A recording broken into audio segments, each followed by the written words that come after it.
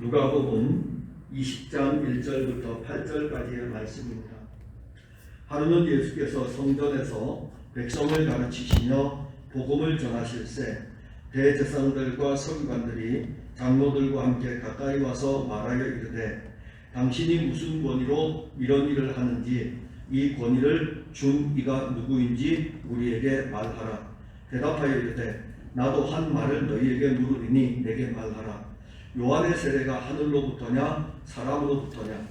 그들이 서로 의논하여 이르되 만일 하늘로부터라 하면 어찌하여 그를 믿지 아니하였느냐 할 것이요 만일 사람으로부터라 하면 백성이 요한을 선지자로 인정하니 그들이 다 우리를 돌로 칠 것이라 하고 대답하되 어디로부터인지 알지 못하노라 하니 예수께서 이르시되 나도 무슨 권위로 이런 일을 하는지 너희에게 이르지 아니하리라 하시니라. 아멘.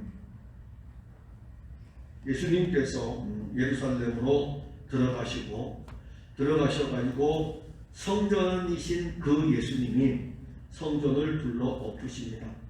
그래서 그 성전에서 장사하는 사람들의 상을 둘러 엎으시고 난 다음에 성전을 새롭게 하시면서 그 성전에서 우리 예수님께서 말씀을 가르칩니다. 날마다 성전에서 그러니까 예루살렘으로 들어가서 계속 십자가를 칠 때까지 날마다 성전에서 유월절을 지키러 온 사람들을 향해서 하나님의 말씀을 가르칩니다. 그런데 그 말씀 자체가 서기관들이 가르치는 말씀과 달랐다라는 것을 우리는 알 수 있습니다. 오늘 우리는 이 말씀을 통해서 두 가지의 질문을 접근을 하려고 합니다. 하나는 종교 지도자들의 질문이에요. 그 다음에 예수님이 종교 지도자들에게 물어보는 질문입니다.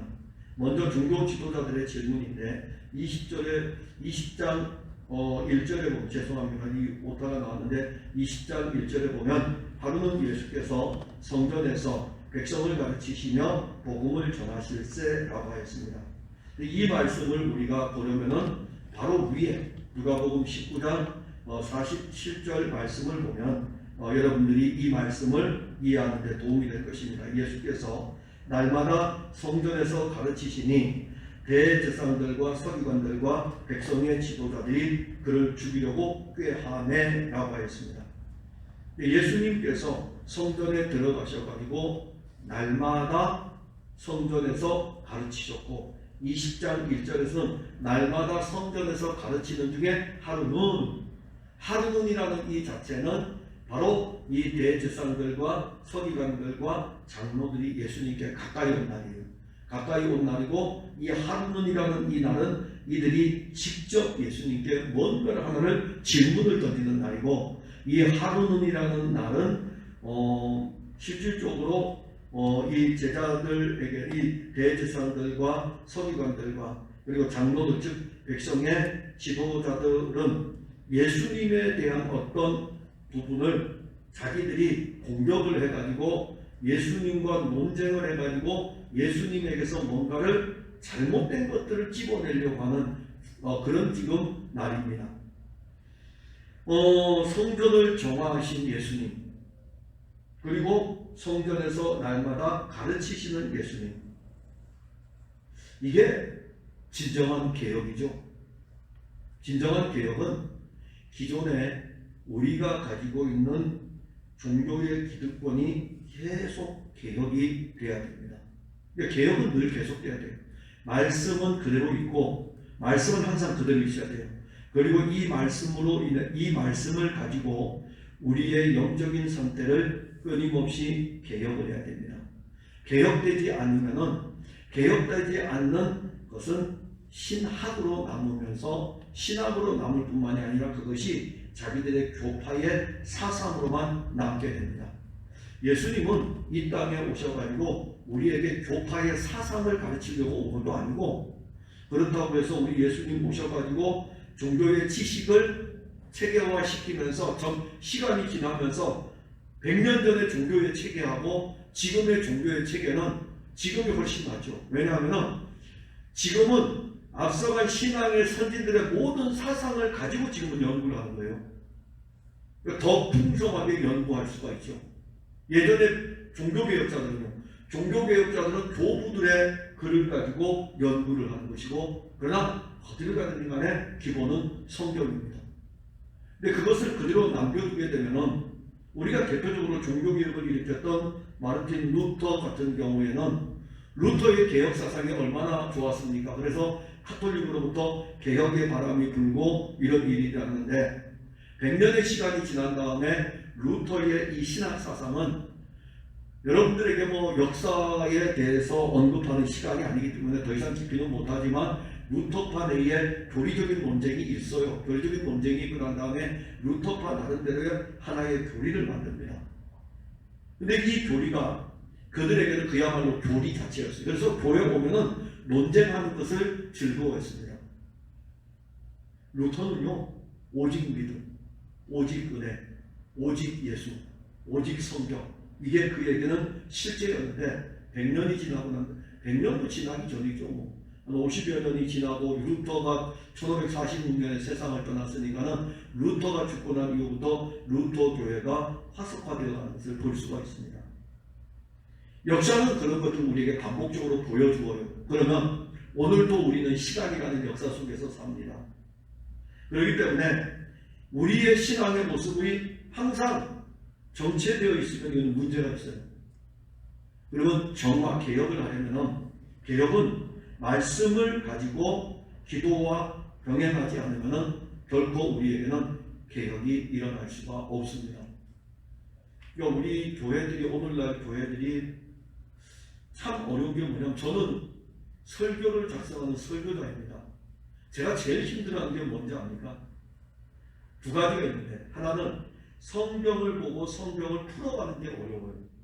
그래서 그 때문에 기도하고, 또 하나는 성경을 풀어서 설교를 해놨으면은 이 설교를 할 때에 이 설교의 말씀을 회중에게 전하는 게 아니에요. 전하는 거는 뭐 원고 읽으면 전해지는데요. 전하는 게 아니라 이 말씀이 저들 안으로 어떻게 들어가느냐, 이게 저는 늘 고민이에요. 그래서 저에게는 아마 기도하는 제목의 가장 큰 두 가지는 그겁니다. 말씀을 보는 눈을 열어주시고, 말씀이 전해질 적에 주의 영이 교인들 안에 역사하기를 위해서. 교인들 안에 제가 아무리 공교하게 말씀을 풀지라도 저는 교인들 안에 심어 넣을 수가 없어요. 이것은 성령이 하시는 일입니다. 그래서 성령을 의지할 수밖에 없어요. 자, 예수님께서 지금 성전에서 내 집은 만민의 기도하는 집이라고 했습니다.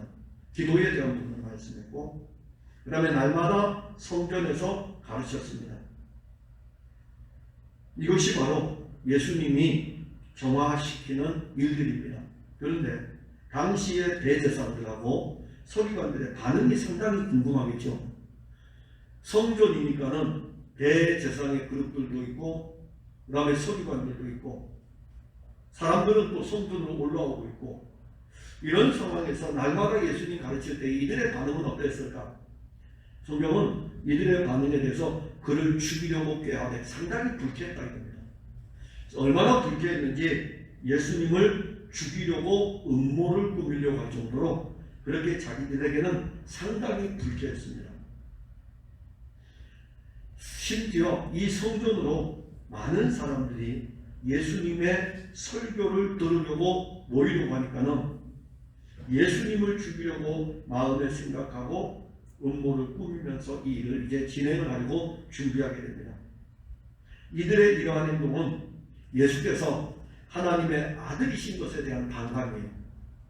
그리고 자기들이 지금까지 누렸던 종교적 기득권에 대한 도전으로 위기의식이 지금 온 겁니다. 근데 다 불쾌한 거예요. 다 별로 안 좋은 거예요. 인간의 본성은 어쩔 수가 없습니다. 예전에 우리 전사님 저 뒤에 계시지만 오해하지 마시고, 교회들마다 담임 목회자가 부교역자 쓸 적에 담임 목회자보다 못한 사람 쓴대요. 왜냐하면 담임 목회자보다 설교를 잘하면은 담임 목회자 되게 불쾌하니까. 아니 그런 이야기를 이제 저는 목회자, 담임 목회자이기 때문에 그런 이야기를 이제 듣게 되거든요. 이 역시 인간의 본성은 어쩔 수가 없구나. 근데 그 본성이 누구냐? 지금 대제사장이고 서기관들이고 장로들이에요. 그 당시에 유대 종교에서 하나님의 말씀을 백성들에게 가르치고 제사를 드리는 그 그룹들입니다. 본문 20절에 보면 대제사장들과 서기관들이 장로들과 함께 가까이 와서 이렇게 말씀해요. 가까이 왔다. 자, 이건 대단히 획기적인 사실입니다. 대제사장들하고 유대 이 예루살렘 성전에 가장 높은 그룹에 있는 대제사장들, 그 다음에 그 밑에 있는 서기관들, 그리고 백성의 지도자 장로 그룹들, 사내들이 공영원 소속들이죠. 이 종교 지도자들이 예수님께로 가까이 나왔습니다. 그리고 지금까지 그들이 듣기만 했던 그 예수가 그 놀라운 일들을 했던 것을 듣기만 하면서 이제는 그들이 하나님의 아들 아주 가까이에 지금 포진을 했습니다. 근데 문제는 그들이 하나님의 아들 예수에게로 딱 가까이 왔을 때 오기 전에 이미 많은 것을 알고 있겠죠. 아무것도 모르고 오진 않아요. 이미 그들은 오는 자체가 예수님과 뭔가를 한판 하려고 오는 중이기 때문에 다 듣고 있었어요. 다 듣고 있었고 자기들이 위협을 느끼기 때문에 예수님을 만나러 지금 오는데 그들이 만나는 그 예수님은 바로 하나님의 아들입니다. 그들은 이 예수님을 어떻게 만나려고 가까이 올까요? 논쟁적으로 지금 접근을 하는 것입니다. 2절에 보면 말하여 이르되 당신이 무슨 권위로 이런 일을 하는지 이 권위를 준 이가 누구인지 우리에게 말하라. 자, 이것은 논쟁적 접근에서 뭐냐면 당신이 지금 예루살렘 성전에서 설교를 하는데 당신에게 설교자로서 설교권을 부여한 사람이 누구냐? 이렇게 묻는 거예요. 유대인들은 회당에서 하나님의 말씀을 풀었어요. 그러면 회당의 모든 설교권의 위임을 누가 하냐면 회당장이 합니다. 회당장이 딱 봐가지고서 저분은 좀 종교적으로 열심히 있고 괜찮다 그러면은 그분에게 혹시 오늘 말씀을 읽고 말씀을 좀 풀어줄 수 있겠습니까? 하면은 회당장이 요청했을 때에 그 사람이 서서 회당에서 말씀을 읽고 구약의 말씀을 읽고 말씀을 풀어줍니다. 그래서 예수님이 안식일에 회당에 가서 그 일을 자주 하셨어요. 자, 그런데 늘 말씀이신 그분이 예루살렘 성전에 와서 이제 성전에서 말씀을 가르치고 있어요. 대제사장과 서기관과 장로들이 와가지고서 누가 너에게 설교하도록 했냐 이렇게 묻는 거예요. 누가 너에게 설교하도록 했냐. 즉 이 설교에 대한 이 권위는 유대 종교에서 나오는 우리들의 그룹에서 나와야 되는데 너한테 누가 너보고 설교하라고 했어? 이런 논쟁이 지금 논쟁으로 접근을 합니다. 사실 우리가 오늘 이 말씀을 보게 되면 예수님은 하나님의 아들이시며 말씀의 실제이십니다. 그분을 향하여 말씀을 전하는 권위, 즉 예수님께서 이 말씀을 전하는 이 권위를 대제사장이 물어보는 이 자체가 어리석은 일이에요. 왜 그럴까요? 그분은 말씀 자체이시라니까요. 누가 그분에게 당신은 말씀 설교하세요 라고 설교자의 권위를 누가 주겠습니까? 하나님의 아들이신데, 그분 자체가 가진 권위가 있는데, 하나님의 아들의 권위가 있는데, 그런데 대제사장들과 서기관들과 장로들은 예수님께로 나와가지고 예수님에게 너한테 설교할 권위를 준 자가 누구냐라고 이렇게 물어보는 거예요. 그럼 얼마나 어리석은 지금 물음입니까? 이 사람들이 예수님에게 왜 이렇게 논쟁적인 접근을 하고 있는 것입니까? 이들은 자기들이 지금 가지고 있는 대제사장, 서기관, 장로들, 사내들인 공회가 가지고 있는 유대 종교의 기득권이 있습니다. 이 유대 종교의 기득권이 진리로 알고 있는 거예요. 이것 외에 다른 것은 안 받아들이는 겁니다. 그래서 이것이 진리이기 때문에 이 유대 종교의 이 기득권의 이것을 가지고 판결을 다 하는 겁니다. 모든 것의 판결은 성경입니다. 하나님의 말씀이에요. 그러니까는 이 사내들인 공회에 이 소속된 이 그룹들로부터 나오는 이미 역사 이래로 하나님의 선지자 하나님이 모세를 통해서 말씀을 주었고 하나님이 역사를 기록하게 해서 말씀을 주었고 역사 가운데서 선지자들에게 말씀을 주어서 그 말씀을 기록하였고 시편의 글들을 기록하였고 이게 다 구약 성경이잖아요. 근데 이 말씀들을 가지고 시간이 흐르면서 장로들은 자기들이 해석을 해가지고 오랫동안 내려옵니다. 오랫동안 내려오면서 이것은 벗어나고 뭐가 앞에 서 있어요? 장로들의 유전이 성경의 자리를 대체하고 있는 것입니다. 경건의 서적은 읽어야 됩니다. 그러나 루터도 부족한 것이고요. 칼빈이 100% 맞는 것도 아니에요. 칼빈도 부족한 것이 있어요. 다 부족해. 육신의 본성을 가진 아담의 본성을 가진 사람은 어떤 면에서는 그리스도를 풍성하게 누리고 있어요. 우리보다도 더. 근데 완벽하게 그리스도 그 자체는 아닙니다. 근데 그런 이 장로들의 유전들을 계속 모아가지고 와서 그것이 지금 예수님 당시에 자기들의 하나의 진리의 그 어떤 틀을 형성하는 거예요. 그리고 예수님이 딱 말씀이신 그분 하나님의 아들이 오니까는 막 놀라운 일들을 일으키니까는 설교권에 대해서 이야기하면서 논쟁을 하는 겁니다. 그리고 논쟁의 최종의 판결은 자기들이 가지고 있는 이 기득권, 자기들이 가지고 있는 유대 종교의 사상, 그게 진짜라 이겁니다. 그래서 이들은 거침없이 예수님에게 권위에 대한 논쟁에 불을 지핀 것입니다. 말씀이 육신이 되어 오신 분이 예수님입니다. 그래서 그분의 입에서 나오는 모든 말씀은 다 이루어집니다. 그분은 말씀이시면서 그분이 말씀하시면 그대로 됩니다. 예수께서 이르시되 하면 그대로 됩니다. 그게 예전 성경은 가라사대로 되어 있지만은 예수께서 이르시되 예수께서 말씀하시면 그대로 이루어집니다. 하나님께서 선지자를 통해서 선지자에게 여호와의 말씀이 임하면 선지자가 그 여호와의 말씀을 받아서 백성들에게 전하는 것도 이루어지는데 말씀의 실제이신 그분이 와서 말씀을 전하는데 이루어지지 않겠습니까? 예수님은 말씀 자체일 뿐만이 아니라 하나님의 아들입니다. 자, 하나님의 아들 앞에 지금 유대 종교 지도자인 대제사, 서기관, 장로들, 사내들인 공회의 대표적인 세력들이 딱 와 있습니다. 그들하고 예수님하고 비교할 수 있겠습니까? 예수님은 하나님의 아들인데 예수님과 지금 예수님에게로 나온 이 종교 지도자라고는 비교할 수가 없습니다. 그분이 예수님이 그 종교 지도자라고 비교할 수 없는 존재인데 어떻게 그들은 예수님을 향해 가지고 누가 너에게 이런 권위를 주었느냐 이렇게 물어보며 논쟁으로 접근합니다. 권위의 위임은 예수님이 주시는 것입니다. 오히려 예수님이 대제사장의 권위를 위임해 주든지 예수님이 서기관의 권위를 위임해 주시든지 그래야 되는데 오히려 지들이 예수님에게 누가 너한테 이런 권위를 주었느냐 이렇게 묻는 거죠. 예수님 그분 자신이 권위이십니다. 예수님은 승천하실 때에 자신의 이 권위를 누구에게 위임합니까? 제자들에게 위임합니다.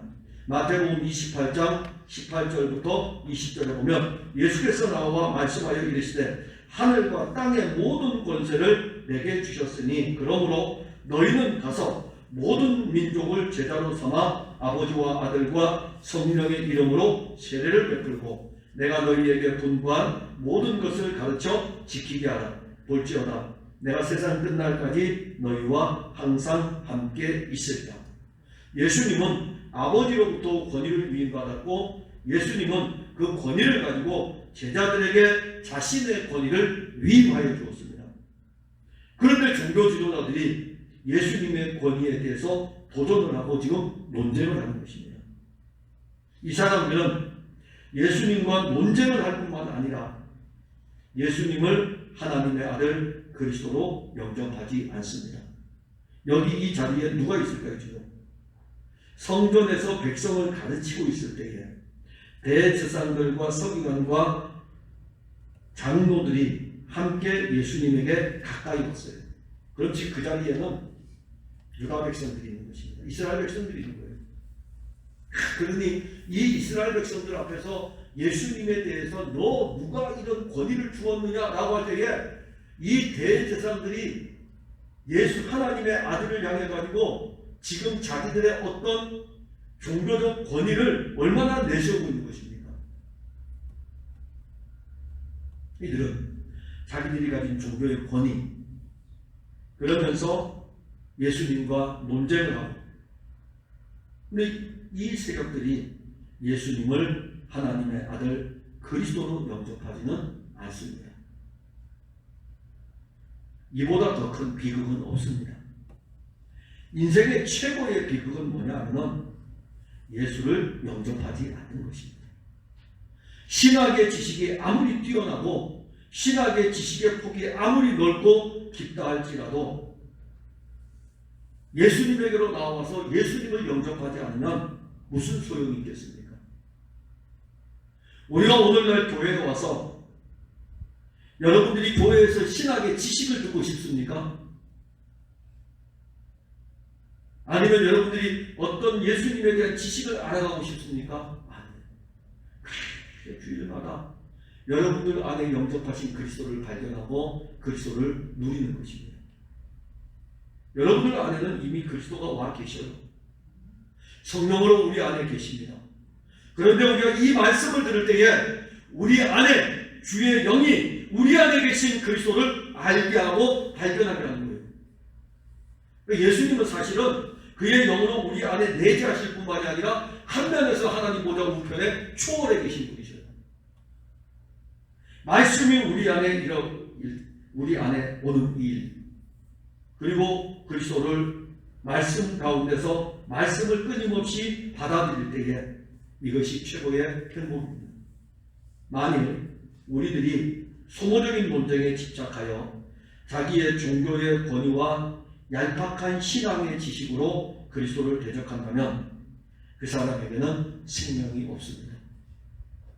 많은 백성들이 보고 있잖아요. 많은 백성들이 보고 있기 때문에 자기는 대단할지 모르겠죠. 내가 예수님에게 당신이 지금 무슨 권위로 이런 설교를 하고 있습니까? 라고 백성들이 딱 볼 때 저 사람은 예수님 가뜩이나 지금 예수님이 성전을 지금 막 둘러엎고 가르치는데 백성들 사이에서는 저 사람 가르치는 게 서기관들하고 다른 것 같다 막 이렇게 하고 있는데 대제사장이 따와가지고 누가 당신에게 설교할 수 있는 권한을 주었습니까? 이러니까는 백성들이 볼 때에 대제사장은 어떤 존재이겠습니까? 지금 이 대제사장과 서기관과 장로들은 사실 어떤 면에서 보게 되면은 대단한 그룹은 해요. 종교적으로는 대단한 그룹이긴 합니다. 그러나 이들은 종교의 기득권을 가지고 논쟁의 중심에 지금 서 있습니다. 그리고 그 논쟁을 계속 이끌어가요. 어떤 논쟁을 할지라도 예수를 영접하지 않으면 그 모든 것은 아무것도 아닙니다. 오히려 그 사람에게는 하나님의 아들을 거절하였기에 하나님의 진노만 있을 뿐입니다. 대제사장도 하나님의 진노를 받아요. 서기관도 하나님의 진노를 받습니다. 목사도 예수 영접하지 않으면 하나님의 진노만 있을 뿐입니다. 교회에 어떤 직을 가지고 있든지 간에 예수 그리스도를 영접하지 않으면 그 사람은 진노가 있을 뿐입니다. 또 하나 예수님의 질문입니다. 예수님께서 지금 종교 지도자들의 질문에 무슨 권위로 네가 지금 여기서 설교하고 있어? 이렇게 하니까는 예수님이 대답을 하실 때에 여러분들 같으면 어떻게 대답할까요? 니들이 내가 누군 줄 알아? 내가 하나님의 아들인데 나는 너희들로부터 권위를 받을 필요가 없어. 나는 내가 언제든지 어디에서나 성전 자체이기 때문에 내가 설교하면 돼. 이렇게 하면 되겠죠. 근데 예수님께서는 오히려 종교 지도자들에게 역질문을 합니다. 그 질문이 본문 3절과 4절입니다. 나도 한 말을 너희에게 물으리니 내게 말하라. 요한의 세례가 하늘로부터냐 사람으로부터냐? 예수님의 역질문입니다. 이제는 누가 답변을 해야 되냐면 논쟁이 지금 벌어지고 있기 때문에 대제사장들과 서기관과 장로들이 답변을 해야 됩니다. 예수님은 대제사장과 서기관과 장로들로부터 질문을 받았을 때에 헛웃음 치면서 그냥 지나가 버리는 거예요. 그러나 예수님은 오히려 거기에 대한 역질문을 던지면서 그들을 난감하게 만드는데, 예수님이 질문을 했을 때에 종교 지도자는 어떤 대답을 했을까요? 그들은 예수님의 질문 앞에 어떤 답도 지금 제시를 못합니다. 왜냐하면 그들은 세례 요한을 잘 알아요. 세례 요한을 너무나 잘 압니다. 세례 요한이 어디서 활동을 했죠? 예수님께서 어디서 세례를 받았습니까? 요단강에서 세례를 받았잖아요. 이 요단강이 어느 땅에 있습니까? 갈릴리 북쪽에 갈릴리 호수가 있으면 이 갈릴리 호수에서 조그마한 강이 하나 흘러나옵니다. 이게 요단강이에요. 이 요단강이 어디에 연결되죠? 사해바다와 연결됩니다. 그러니까 위에 갈릴리 바다와 아래 사해바다가 있으면 여기가 바로 요단강이에요. 그래서 이 요단강은 유대 땅입니다. 유대 땅이에요. 그리고 유대 땅에, 특히 유대 땅 예루살렘은 성전이 있고 대제사장과 서기관과 장로 그룹들이 있는 사내들인 공회의 그룹이 있습니다. 그들이 요단강에서 세례 요한에게 세례를 받으러 가는 수많은 사람들을 왜 알지 못합니까? 다 알고 있다고. 그런데 세례 요한에 대해서 이제 답을 해야 돼요. 어떤 답을 하든지 간에 이 답은 큰 파장을 일으킬 수밖에 없습니다. 그래서 예수님이 물어본 거죠. 세례 요한의 세례가 하늘로부터냐 사람으로부터냐. 자기들끼리 서로 의논해요. 얼마나 뛰어난 종교 지도자들입니까? 뭐야, 잠시만, 우리 좀 이야기 좀 하고. 이게 지금 무슨 말이냐? 대제사장도 이야기할 거고, 서기관한테, 야, 이거 도대체 어떻게 풀어가야 돼? 서로들 이야기하는 중에 사람으로부터 하늘로부터라 하면은 왜 그를 믿지 않고 죽였느냐 말이에요. 그러면 사람으로부터라 하면은 세례 요한은 백성들 속에서는 이미 하나님이 보낸 선지자가 알고 있거든요. 그러니 사람으로부터라고도 할 수 없고 하늘로부터라고도 할 수 없고 아주 난감한 질문 앞에 이들은 답을 할 수 없으니까는 우리가 알지 못한다라고, 어디로부터인지 알지 못한다라고 이야기합니다. 세례 요한에 대해서도 제대로 알지 못하는 사람들이 종교 지도자입니까? 주의 길을 예비하러 온 세례 요한입니다. 예수 그리스도보다 앞서 와가지고 그리스도가 오신다는 것을 알려준 사람이 세례 요한입니다. 그런데 그 세례 요한도 알지 못하는 그들이 종교 지도자들입니까? 그들이 어떻게 그 시대의 영적인 지도자가 될 수 있겠습니까? 세례 요한도 알지 못하면서. 또 하나는 세례 요한도 알지 못하는 그들이 어떻게 지금 자기들이 누구에게 나왔다고요? 예수께 가까이 나왔어요. 자기들이 나와서 이야기하고 있는 그 하나님의 아들 예수를 어떻게 알겠습니까? 세례 요한도 제대로 모르는데. 예수님이 그거 가지고 논쟁을 계속할까요? 아닙니다. 예수님 논쟁 안 합니다. 딱 거기로 끝내버려요. 더 이상 예수님은 그들과 논쟁하지 않고 그냥 끝을 내버립니다. 예수께서 이르시되 나도 무슨 권위로 이런 일을 하는지 너희에게 이르지 아니하노. 너희들도 답을 안 했지. 나도 답 안 한다. 끝내자 이겁니다. 누가 이겼습니까? 이제 우리는 이거 중요하죠. 사람은 항상 이렇게 생각해요. 이 논쟁에서 누가 이겼습니까? 이 논쟁에서 해석하기 나름이겠죠. 우리는 거기에 관심이 있어요. 그러나 이 본문에서는 논쟁으로는 그리스도를 알지 못하고 또 논쟁을 통해서 우리의 믿음을 증강시키지는 못합니다. 교회를 다니면서 논쟁을 하지 말아야 됩니다. 논쟁을 하지 말아야 됩니다. 그리스도에 대해서 우리가 배워야 되고 그리스도를 알아야 되고 하나님의 아들을 우리가 더 풍성하게 누리는 것. 예수님은 논쟁하는 사람들 떠나셔요. 별로 안 좋아하셔요. 오히려 예수님은 성경을 읽으면서 이 말씀을 읽으면서 그리스도 그분을 알기를 원하십니다. 그리고 우리 예수님은 그리스도가 전해질 때에 성도들이 그리스도를 들을 때에 믿음이 그들 안에서 일어나도록 일하시는 분이십니다. 기독교 역사에 논쟁하던 시대는 교회는 성장이나 부흥이 없었습니다. 사변의 사고만 커졌을 뿐입니다. 지금 한국교회는요, 많은 논쟁들이 오고 갑니다. 많은 논쟁들이 오고 가는데 정작 논쟁해야 될 것은 논쟁 안 하고 있습니다. 정말 우리가 알아야 될 것은 예수께로 지금 이들이 나왔잖아요. 예수께로 이들이 나왔다면 이 예수님에 대해서 더 알아야 되겠죠. 여러분들이 예수 그리스도에게로 나왔다면 예수님에 대해서 더 알면 됩니다. 다른 거 필요 없습니다.